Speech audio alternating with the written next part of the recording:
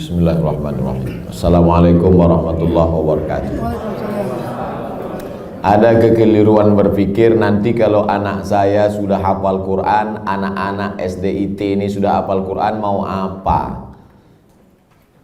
Karena bayangan dia kalau sudah hafal Quran jadi ustadz. Gak maulah anak kami jadi ustadz, nanti macam Ustadz Somad, ceramah sana ceramah sini. Gak maulah anak kami jadi imam, paling-paling jadi imam tarawih. Tolong mindset kita dibetulkan, main otak, setting. Karena banyak juga orang ini main otak, setan. Mindset otak setan. Jadi hafal Quran itu bukan tujuan, hafal Quran itu sarana. Tujuannya rumah sakit Budi Kemuliaan, sarananya naik ojek, naik Grab, naik mobil, naik sepeda. Ini ngapal Quran ini sarananya, tujuannya supaya dia menjadi hamba Allah, jangan jadi hamba harta, hamba kuasa, hamba wanita. Kalau sudah dia hafal Quran SDIT, habis itu kita tidak paksa dia mau jadi apa, terserah. Anak saya tak saya paksa jadi ustaz, terserah mau jadi apa dia. Bakat dia kemana? Jadi kalau nampak dari kecil udah megang-megang jarum suntik, memang ke fakultas kedokteran lah itu. Dua kemungkinan, kalau tidak pecandu narkoba. Nauzubillah. Jadi pendidikan Islam pertama dimasukkan ke kepalanya itu Quran, habis itu hadis Nabi, habis itu barulah akhlakul karimah. Itu mesti dibetulkan. Jangan nanti berpikir nanti habis hafal Quran jadi apa? Ya tetap jadi profesi dia. Kalau dia jadi pengacara, dia jadi pengacara yang hafal Quran. Kalau dia jadi tentara, dia jadi tentara penghafal Quran. Kalau jadi polisi penghafal Quran. Betul kepalanya, tak dimakannya, tak dizoliminya orang lain.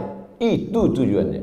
Insya Allah 10-20 tahun akan datang, generasi kita adalah generasi yang Qurani. Dan kita punya kontribusi di situ dengan SDIT ID. Bagaimana hukumnya kegiatan ilmiah dokter disponsori pabrik obat?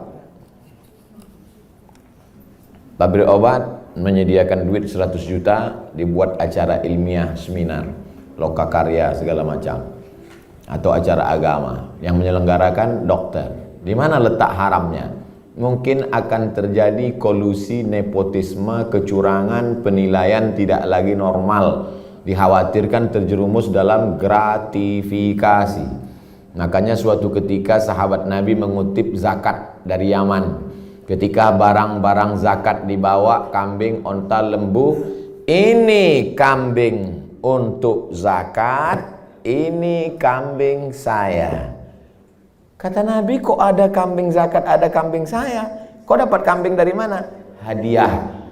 Kata Nabi, seandainya kau duduk di rumah emakmu, di rumah bapakmu, mungkinkah ada orang ngasih kambing? Tak ada. Dia dapat kambing itu karena jabatan. Dikhawatirkan ke depan penilaian dia tidak lagi normal. Sebelum dapat hadiah kambing, periksanya. Berapa kambing? 40 ekor, satu. Berapa unta? 5 ekor, satu kambing. Tapi setelah dapat hadiah, mulai tak normal lagi. Berapa? Mau kasih-kasihlah, nggak kasih nggak apa-apa. Makanya segala penilaian kalau sudah datang ke Indonesia rusak. Tim-tim independen penilaian rusak gara-gara gratifikasi. Dibuka atas, pertama kali datang tegas, berapa ruangan, berapa ini. Begitu dapat lempuk durian, gratifikasi merusak. Jadi kalau masuk dia dalam kelompok gratifikasi bisa haram. Tapi kalau pandai tidak merusak, gimana caranya tidak merusak? Teknisnya ya diatur. Ini ada sekelompok orang yang menerima, dan dia bukan tim penilai, dia bukan tim pemeriksa, dia tidak ada kait mengait dengan keputusan, dan dapat, kalau bisa disiasati, laksanakan. Tapi kalau merusak etos kerja, masuk dalam kategori riswah sogok, la'ana Rasulullah SAW ar-rashi wal murtashi, yang menerima sogok, yang mendapat sogok, maka dilaknat Allah Subhanahu wa ta'ala. Bisa kami Pak Ustadz selamat? Lanjutkan. Tak selamat, stop. Profesi dokter pria, dokter kandungan, memeriksa pasien perempuan. La yakhluwanna rajulun ma'amra'atin illa ma'adhi mahramin. Tak boleh berdua-duaan laki-laki dengan perempuan kecuali tak ada mahram, kecuali ada mahram. Tak boleh. Anta musayyada mar'atin la tahillu lahu. Menyentuh tangan perempuan yang tak mahram lebih baik ditusuk paku dari api neraka ke kepala daripada menyentuh tangan perempuan yang tak mahram. Kena pasal-pasal ini. Tapi ada pasal meringankan, ad-darurat tubihul mahzurat. Ternyata ketersediaan dokter perempuan tidak mencukupi jumlah pasien perempuan. Itulah maka tadi saya sebutkan, kalau diterima nanti 20 anak tahfiz Quran SDIT, nanti mesti ada 7, 5, 10 yang perempuan, supaya mereka nanti akan menjadi dokter spesialis kandungan di UII nanti. Amin.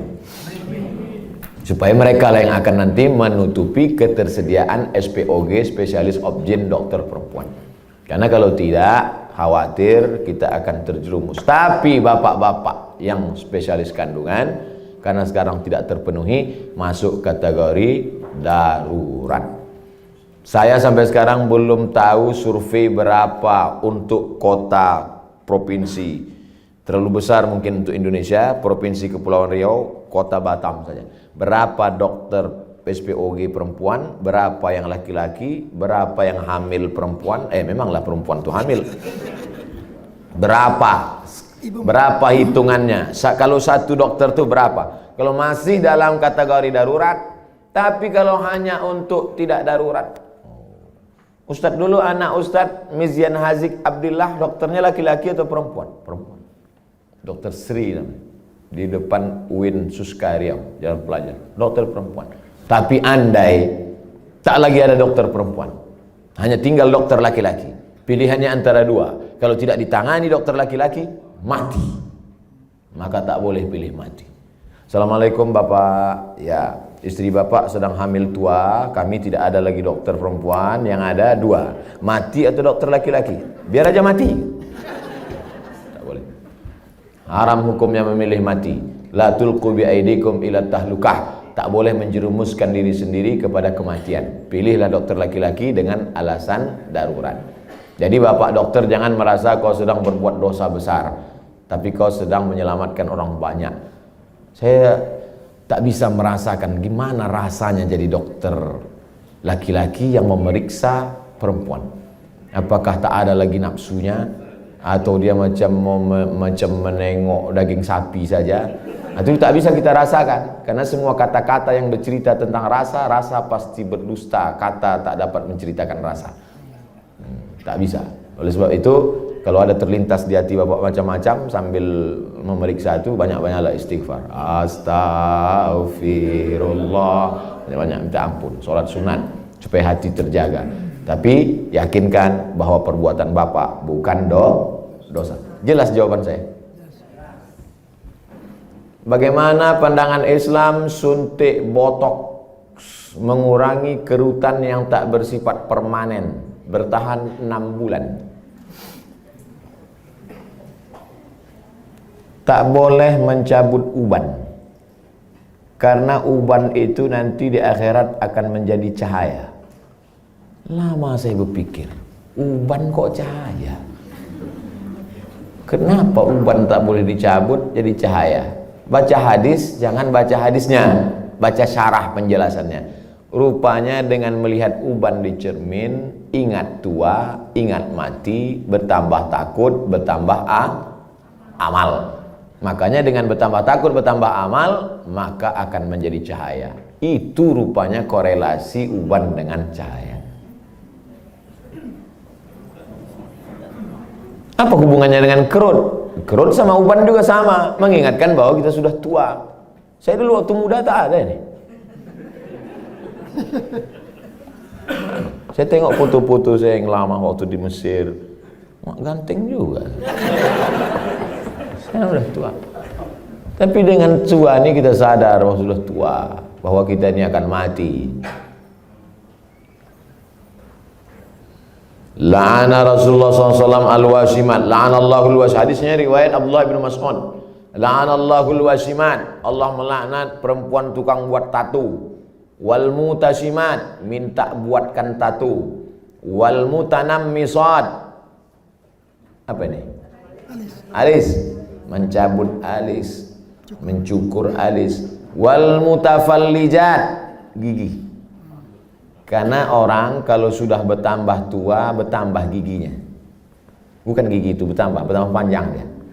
Maka gigi itu dia taati. Zaman dulu orang kalau mau nikah tak ada pakai akte kelahiran. Sama macam mau beli sapi kurban, kambing kurban. Gimana kita tahu umur kambing itu sudah 2 tahun? Tengok giginya.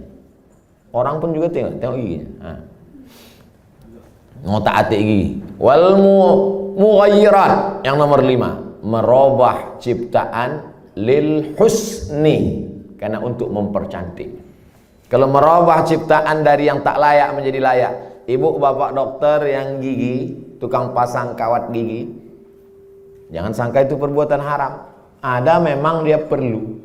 Ada orang ini kalau dia senyum sama kita 3 hari kita tak bisa tidur. Nah, itu memang perlu dibetulkan, perlu luruskan, diperbaiki. Tapi kalau hanya untuk gaya-gaya aja, hari Senin pink, hari Selasa hijau, ini mubazir, perbuatan saya saudara setan. Oleh sebab itu maka kira-kira suntik botok mengurangi kerutan ini termasuk yang mana nih? Masuk kategori nomor 5, mughayyirat lil husni, merubah untuk mempercantik-cantik saja. Sebetulnya saya tengok-tengoklah, dia sebetulnya tidak berubah jadi cantik, dia saja merasa cantik. Berapa banyak orang yang operasi pipi, operasi dagu, operasi hidung, dia merasa cantik, kita takut. Saya terus terang dengan orang operasi takut saya tengok. Dan saya tengok wajahnya yang operasi itu bentuknya sama-sama aja semua kan. Sama, macam bencong. Hidung panjang, dagu panjang, panjangnya tak tentu arah pula. Rupanya silikon itu tidak bisa berinteraksi dengan darah. Akhirnya membusuk. Busuklah darah di hidung ini. Kata dokter, ini mesti dipotong. Dipotong hidung ini. Alhamdulillah ada terapi lintah. Akhirnya digantungkanlah lintah. Digantungkanlah lintah di sini. Untuk menyedot nanah tadi. Biasanya kalau kulit kita digantungkan lintah, itu 1 hari lintah itu bisa tahan nyaman. Tapi pas ditempelkan ke hidung, asal tempel jatuh. Asal tempel jatuh, kata lintah. Lintah pun tak mau. Terapi lintah. Bayangkan itu lintah. Yang mau lintah darat aja yang mau. Saking kan busuknya hidung yang gara-gara silikon tadi. Wala udhillannahum, aku sesatkan mereka, kata setan. Setelah sesat, wala umanniyannahum, aku buat mereka berhalusinasi, berimajinasi. Apa kata setan? Kau cantik, kau cantik, kau cantik, kau cantik, kau cantik, kau cantik, kau cantik. Dia saja merasa cantik. Orang merasa ngeri.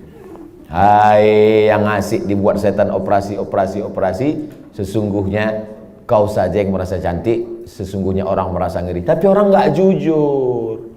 Gimana Jeng? Aku kelihatan cantik nggak? Wow, amazing. Padahal dalam hatinya macam hantu gue tengok.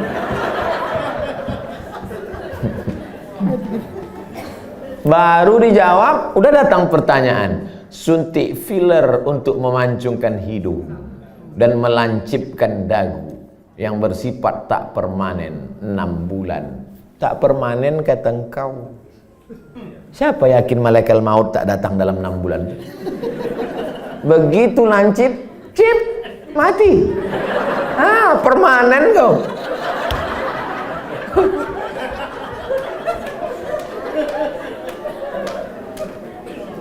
Kau cantik bukan karena dagu kau lancip. Kau cantik bukan karena hidung kau panjang. Kau cantik karena bekas air wudhu. Kau cantik karena habis baca Quran.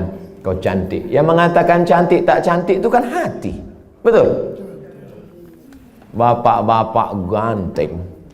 Ganteng. Bininya tidaklah jelek, tapi rasanya taklah sepadan berjalan. Pas ditanya orang, Pak, siapa perempuan paling cantik? Itulah yang paling cantik gitu deh. Entah dia jujur, entah takut, Allahu a'lam. Karena antara jujur dan takut ini beda-beda tipis. Tapi yang jelas kata dia, cantik itu membuat cinta atau cinta itu membuat cantik?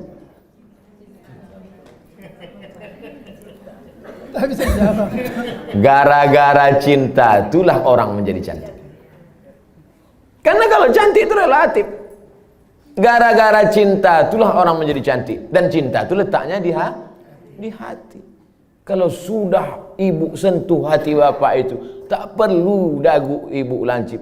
Macam dagu kambing pun cantik ibu tengok. Kalau dipeturutkan ini, oh makin tua makin berkerut, tambah lagi. Makin tua makin turun. Dia bertahan paling cuma 2 bulan, 6 bulan tahan. Habis itu hidung turun, dagu turun. Tinggal mencari sapu lidi aja lagi. Nenek sihir.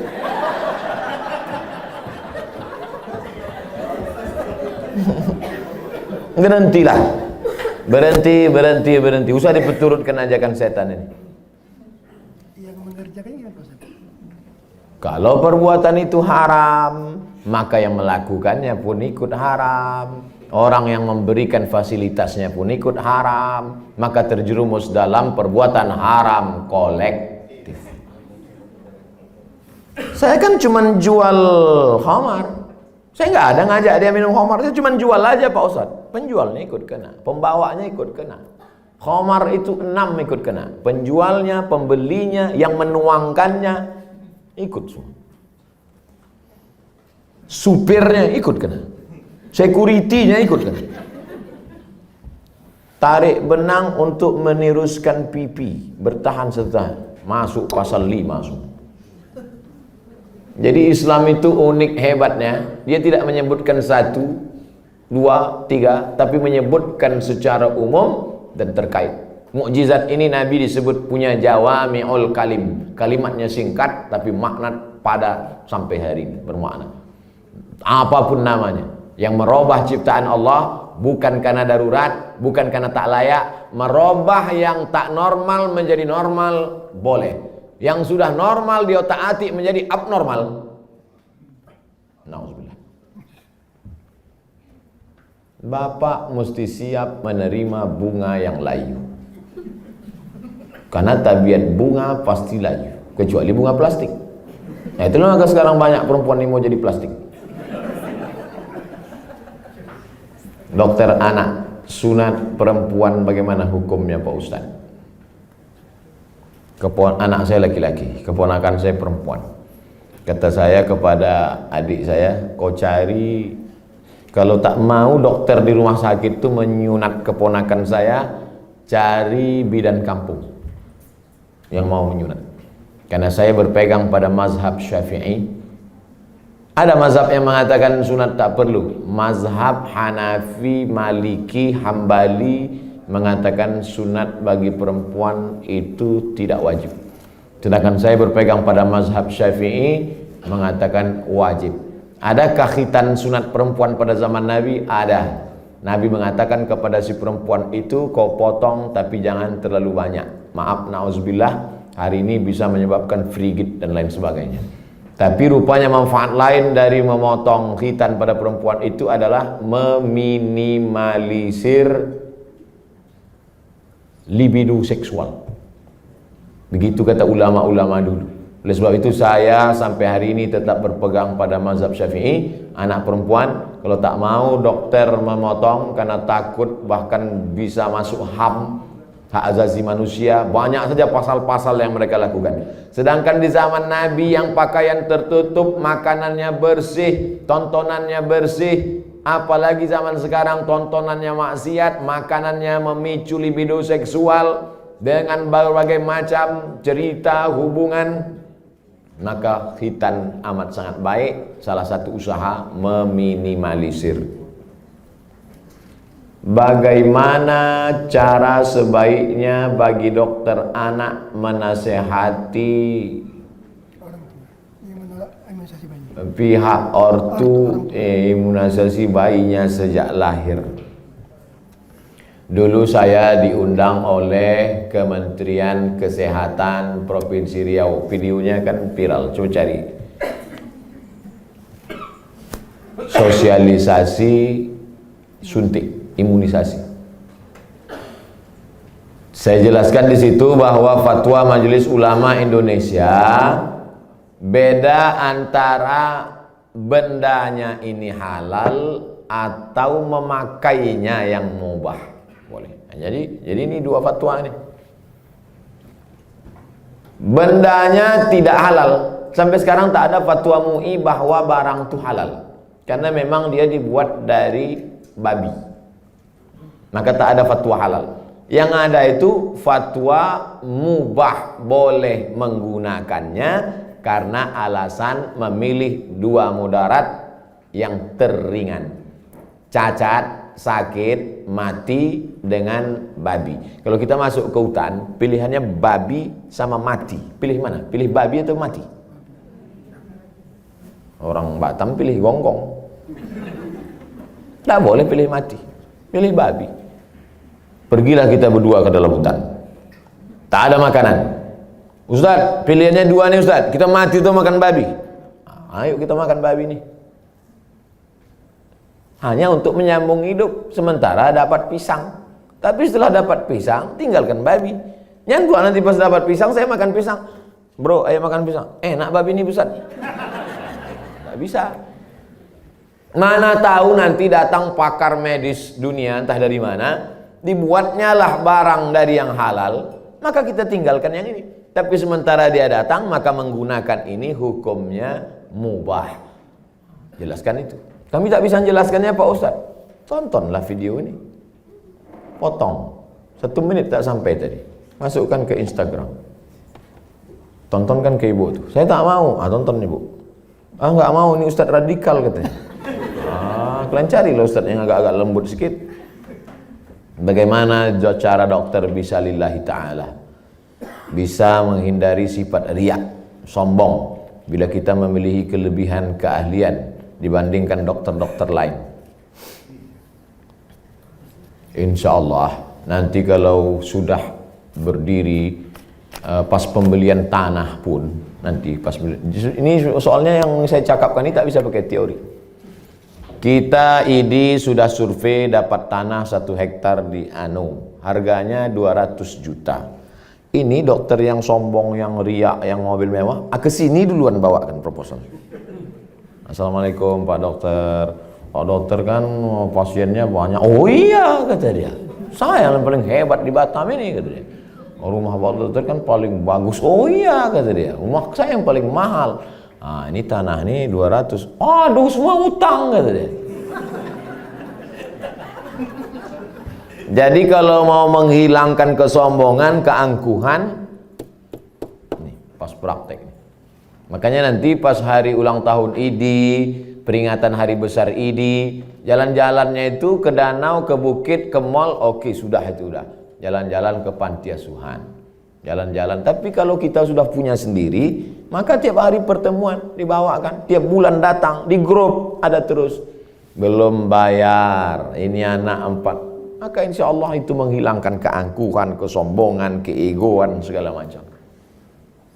Kita hanya berusaha. Ceramah ini ada baiknya, tapi tiap hari ceramah, tak masuk ke kepala. Ada tingkat jemu, ada tingkat bosan. Ada orang bosan pada ceramah. Orang kalau terus muncul bosan. Desainer, koreografer, tukang desainer pakaian itu, yang laki-laki, itu muncul kebosanannya pada perempuan. Kan banyak yang melambai kan? Kalau ada orang bosan pada perempuan gara-gara sering menengok perempuan, itu desainer sama koreografer. Yang lebih mengerikan adalah bosan mendengar ceramah. Apalagi sampai tobat sama ustaz. Aku kalau sama ustaz ini tobat aku. Nah, itu na'udzubillah. Jadi makanya saya ingin mengatakan bervariasi. Ceramah oke, sebulan sekali, seminggu sekali. Tapi harus ada amal yang tidak teori tapi langsung praktek. Nah, maka saya selalu sama. Di mana-mana saya ceramah tak keluar dari 3. Islahut tarbiyah, perbaikan pendidikan. Islahul iktisad, perbaikan ekonomi. Islahus siyasah, perbaikan politik. Perbaikan politik, pilih anggota dewan yang peduli pada syariat Islam. Perbaikan ekonomi, belanjalah ke warung tetangga, bangkitkan ekonomi umat.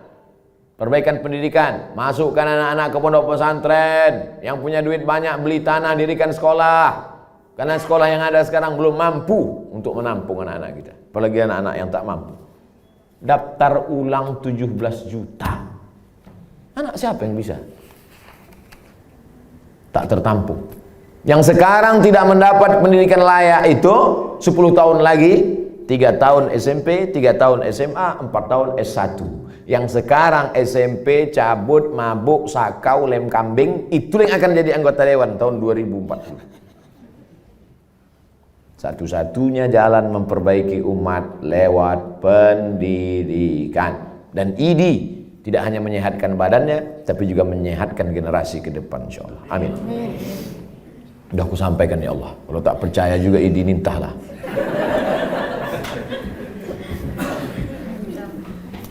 Dah habis pertanyaan. Habis. Terima kasih atas segala perhatian Bapak dan Ibu. Ceramah kita pagi ini baru starting point, baru start. Ini belum finish. Ini baru garis start. Usaha kita ke depan. Masih, saya tak bisa mengontrol. Bapak Ibu lah saling tolong menolong. Mudah-mudahan kita tetap saling tolong menolong dalam kebaikan dan ketakwaan kepada Allah. Tapi kita tak bisa guna apa-apa selain pertolongan Allah. Mari kita sama-sama berdoa ala hazihin niyah, untuk niat yang baik ini supaya Allah sampaikan dengan kemuliaan surat Al-Fatihah. A'udzubillahi minasyaitonir rajim. Bismillahirrahmanirrahim. Alhamdulillahi rabbil alamin. Ar-Rahmanir Rahim. Maliki yaumiddin. Iyyaka na'budu wa iyyaka nasta'in. Ihdinas siratal mustaqim, siratal ladzina an'amta 'alaihim ghairil maghdubi 'alaihim waladdallin. Amin. Allahumma shalli ala sayyidina Muhammad wa ala ali sayyidina Muhammad. Allahumma inna nas'aluka bisirril Fatihah wa bisirri nabiyyika Muhammad sallallahu alaihi wasallam at-tuballigh maqasidana. Dengan kemuliaan selawat dan kemuliaan surat Al-Fatihah, sampaikan niat baik kami ya Allah. Wa taqdi hajatina, tunaikan hajat-hajat kami, hajat dunia, hajat akhirat ya Allah. Allahumma barik lana fi arzaqina, rezeki kami ini berkahilah dia supaya bisa menjadi amal soleh yang tetap mengalir sesudah kami mati ya Allah.